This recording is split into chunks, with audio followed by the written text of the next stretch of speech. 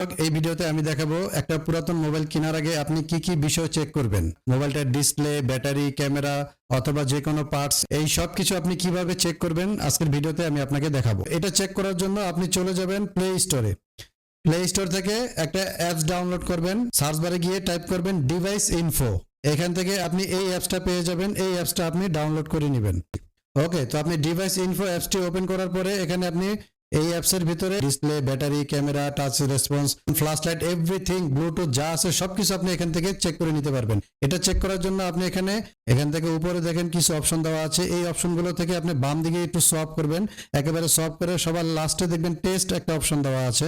এই যে টেস্ট অপশনটা দেখতেছেন, এই টেস্টে আপনাকে মূলত ট্যাপ করতে হবে সবকিছু চেক করার জন্য। তো আপনি টেস্টে ট্যাপ করে দিবেন।